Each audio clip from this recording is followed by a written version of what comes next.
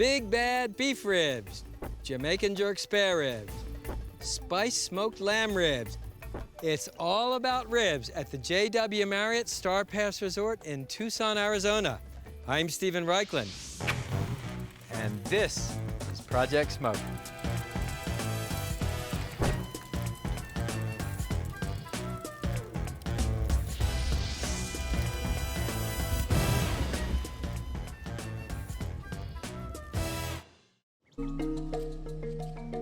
How you feeling this morning? I'm feeling great. I'm super excited. It's a great menu today.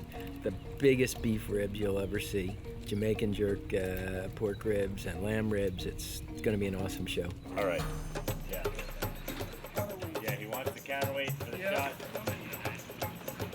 3 steps, action. For many people, ribs are the apex of barbecue. Monster beef ribs like they make in New York, fiery spare ribs like they smoke in Jamaica, and a bone you may not be familiar with, the Colorado lamb rib. So if ribs are your addiction, listen up. Project Smoke has your fix. The beef plate rib. These are the biggest, baddest ribs, and they're guaranteed to just bowl people over when you pull them from your smoker at your next barbecue. There are many options for beef ribs. You could use beef short ribs, which are readily available at most supermarkets, or beef long ribs, which are cut from high on the steer.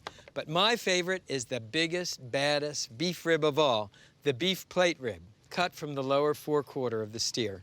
Beef plate ribs are sold 3 bones to a rack, and each rack weighs 6 to 7 pounds. Now you could cook the racks whole, but I like to cut them into individual bones, so each bone gets the maximum smoke and spice flavor. Cut the beef ribs into bones. Simply follow the meat in between each bone. Each individual rib weighs about 2 pounds. You could think of it as a meal in itself. Here on Project Smoke, we try to use grass-fed beef from small family farms. Remember, how your meat is raised matters as much as how you smoke it. When beef is this great tasting, you want to keep the seasoning simple. Coarse sea salt, cracked black peppercorns, and hot pepper flakes for spice. It's important to season the beef on all sides. I like coarse crystals of sea salt. They give you a salty crunch when you take a bite.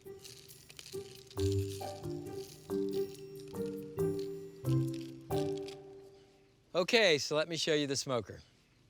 To cook these big bad beef ribs, this is an offset barrel smoker. It has a firebox next to and slightly lower than the cook chamber. Now I built a bed of charcoal embers, and to that we'll add some air-dried peach wood from the Carolinas. One of the nicknames for this type of smoker is a stick burner. You can see why. This is the actual cook chamber or smoking chamber.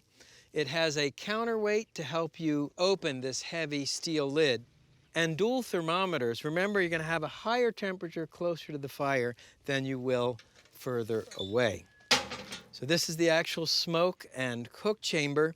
And another feature, this is a heat diffuser or a convection plate, and it even moves back and forth, giving you further control of the heat.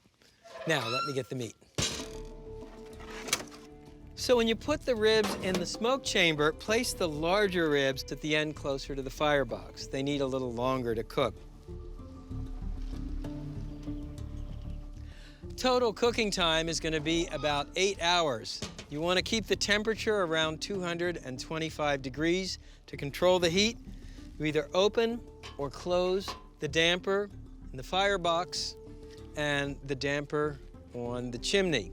Now you'll check the ribs. If the bones closest to the firebox cooking too fast, switch them out for the bones at the far end. Remember, smoking is easy, but it does require your attention.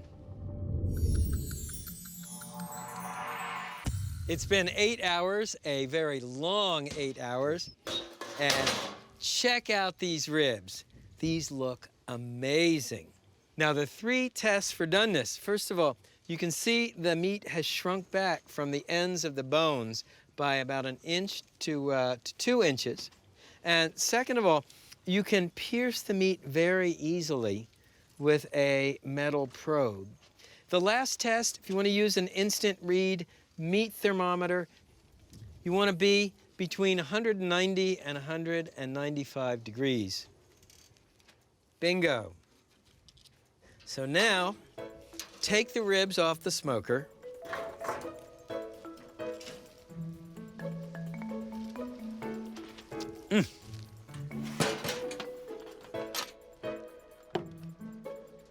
Now, I know you want to eat these ribs right away. I want to eat these ribs right away, but they'll be even better if you pour 1 cup of beef stock over the ribs. Then cover the pan with aluminum foil and let the ribs rest in a warm spot for 1 hour. What this does, it helps the meat relax. The ribs will absorb some of the stock, and they'll be even more succulent. So start your timer now. Some of that stock is absorbed. The resting relaxes the meat, so it becomes more tender. It keeps its succulence. You have a nice crust on it. It's just a great over-the-top way to prepare ribs. Here are the ribs after that 1 hour soak in the beef broth. Look how moist these are. Just incredible. And normally I'd eat these with my bare hands, but I want to show you what the meat inside looks like. So what we'll do is just cut the beef crosswise. Now, take a look.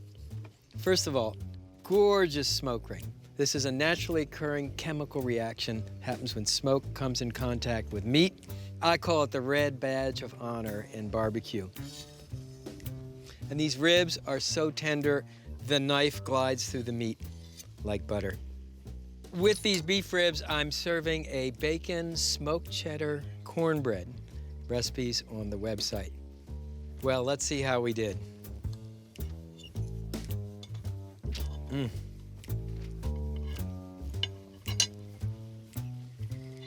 man. Oh, man. This is pure beef bliss. So tender, so smoky. Grass-fed beef has such a nice flavor, and when ribs are this smoky and flavorful, you don't even need barbecue sauce.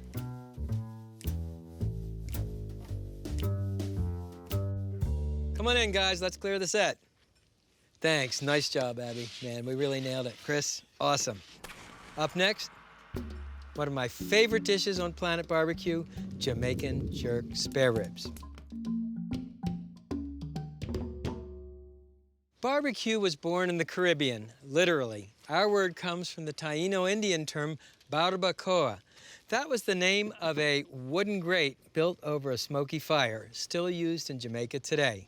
Step number 1, prepare the jerk seasoning. It starts with fiery Caribbean chilies like Scotch bonnets or habaneros. Remove the seeds if you like a milder jerk seasoning, or leave the seeds in if you like it hotter. Next, chopped scallions, minced garlic, fresh ginger, and chopped fresh cilantro. Brown sugar for a touch of sweetness, thyme, then 2 sweet spices, cinnamon, and pimento, which is the Jamaican name for allspice. Finely chop the ingredients in a food processor. Next, add the liquid ingredients, vegetable oil, soy sauce, and a generous shot of Jamaican rum. Finally, salt,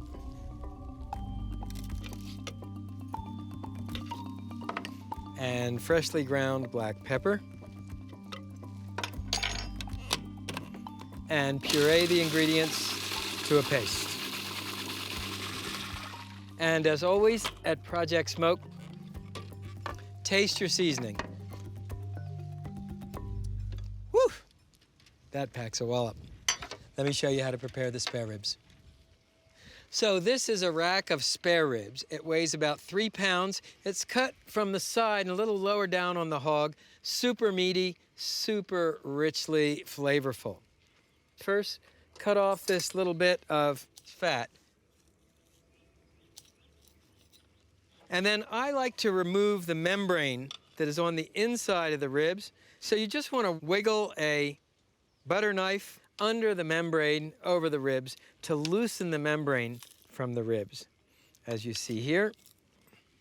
And then grab a paper towel or a cloth towel and use it to grip that slippery membrane and pull it off the bones. By the way, we're using spare ribs from a Berkshire hog. It's a heritage pork that has a lot more flavor than conventional pork. Okay, so just turn the ribs over. Take the jerk seasoning, pour half of it over the rounded side of the ribs, and spread it on with a spatula.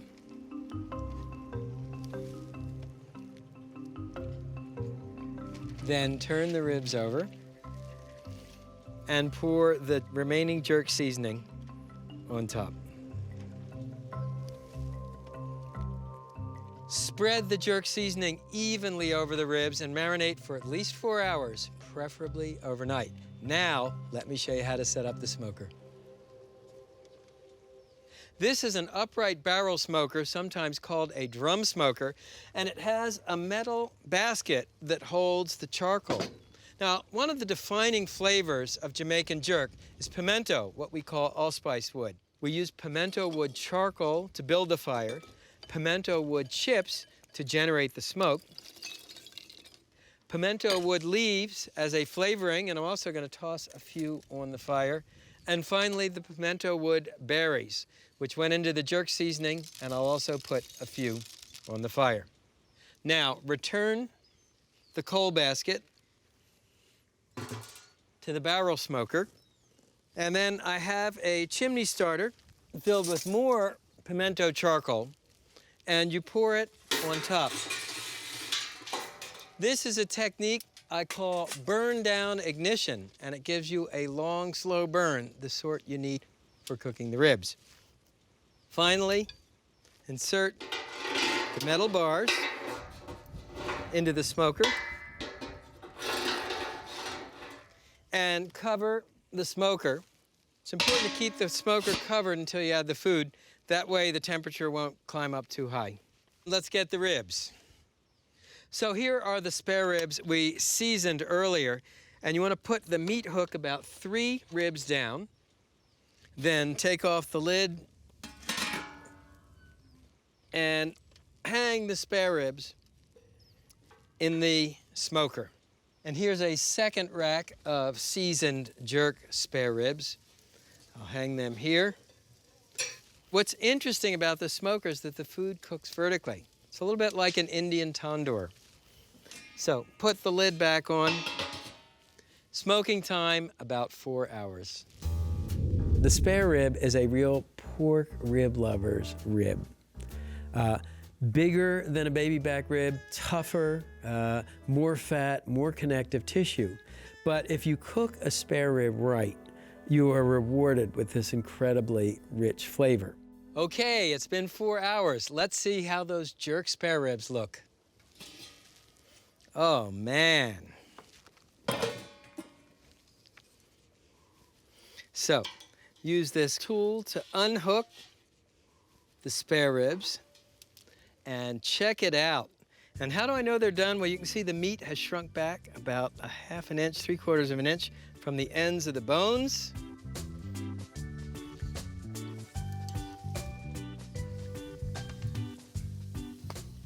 Oh, look at it sizzling.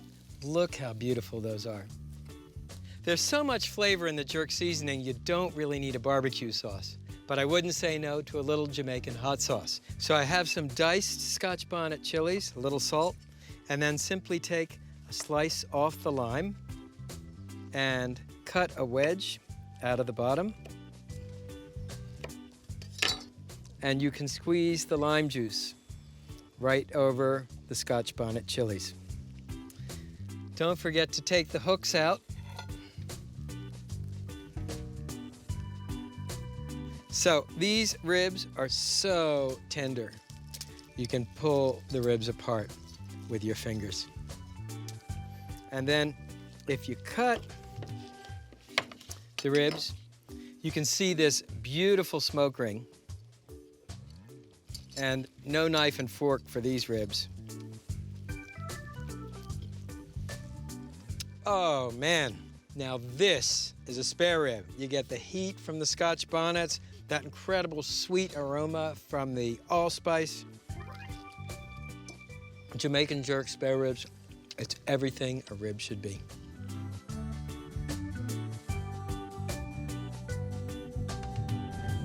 Coleslaw is the traditional accompaniment to a lot of barbecue in the United States. I decided to give it a smoky twist by smoking the cabbage, the carrots, and the apples. You start with green cabbage, onions, apples for a touch of sweetness, carrots, celery, and blast them with wood smoke.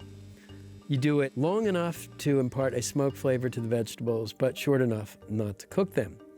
The dressing is your classic mayonnaise dressing with vinegar for acidity, sugar. The twist here is freshly grated or prepared horseradish, which adds some heat, celery seed, salt, pepper. Mix these ingredients, and after the vegetables are smoked, you simply stir them into this mayonnaise and horseradish-based creamy sauce. It's a creamy coleslaw with smoke and fire.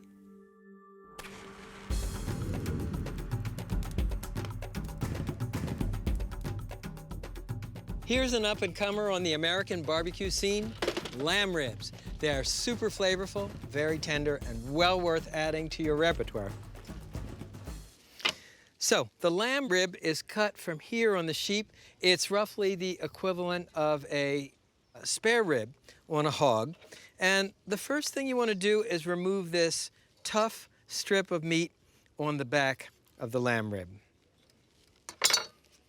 Then turn it over and cut a crosshatch pattern in the top. This helps release some of the excess fat and crisp the skin. You might be wondering about this blue spot. This is the inspection mark from the USDA. Next step, make the rub. It's a variation on the basic 4-4 rub that is equal parts salt, pepper, paprika, and brown sugar, with one unexpected ingredient, unsweetened cocoa powder, a nod to Mexican mole. Mix the ingredients for the rub with your fingers, breaking up any lumps in the brown sugar. Now season the ribs on both sides with the rub. And you want to work nice and evenly. And what's going to happen is the smoke will mix with the rub and give you an incredibly tasty crust. That's known as the bark. And then just rub the spices into the meat. Turn the ribs over and rub the other side the same way. That 4-4 rub is really the only barbecue rub you'll ever need. Equal parts salt, pepper, paprika, and brown sugar.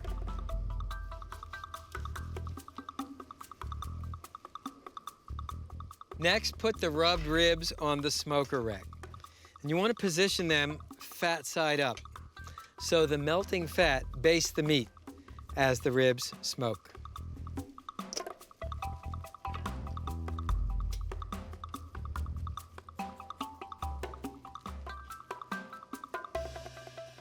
So let me show you how this smoker works. The fuel is these discs made of sawdust. I'm actually using cherry wood sawdust. And you insert the discs here in the hopper. The mechanism brings the discs down to a heating element, which causes them to smolder at exactly the right temperature. And the spent discs drop into a bowl of water.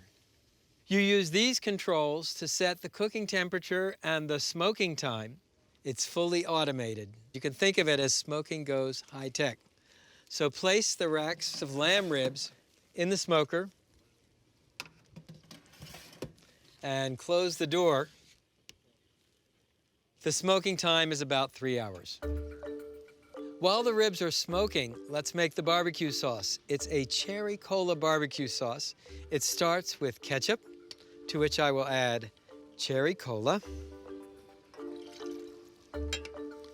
Worcestershire sauce, steak sauce, liquid smoke, which is a natural product made with real hardwood, onion powder, garlic powder,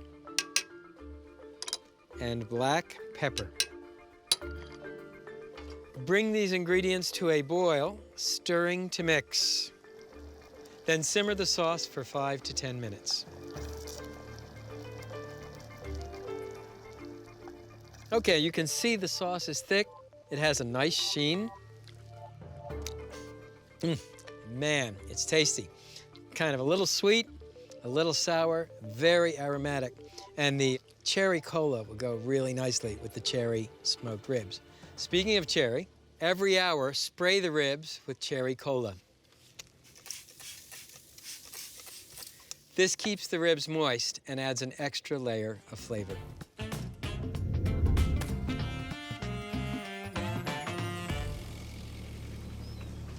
It's been 3 hours and the ribs should be ready.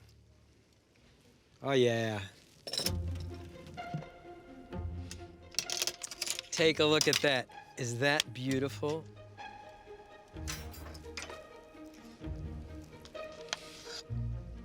You can see how the meat has shrunk back from the ends of the bones. That's our telltale sign that the ribs are cooked.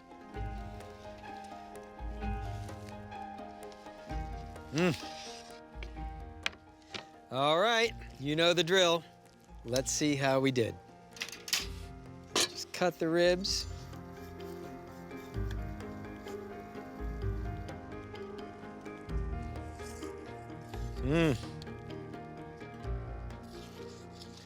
Look how easily they cut. So let's try a little of our cherry cola barbecue sauce on the rib.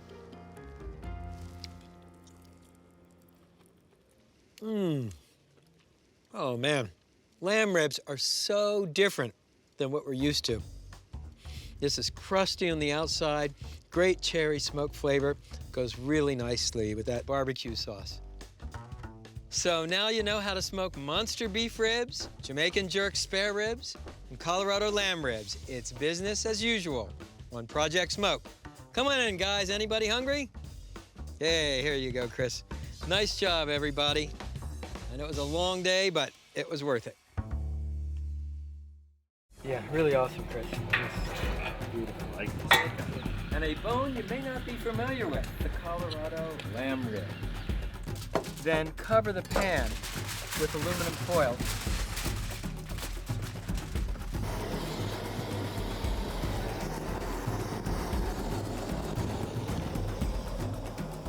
Well, we definitely need to do this. Why would that be?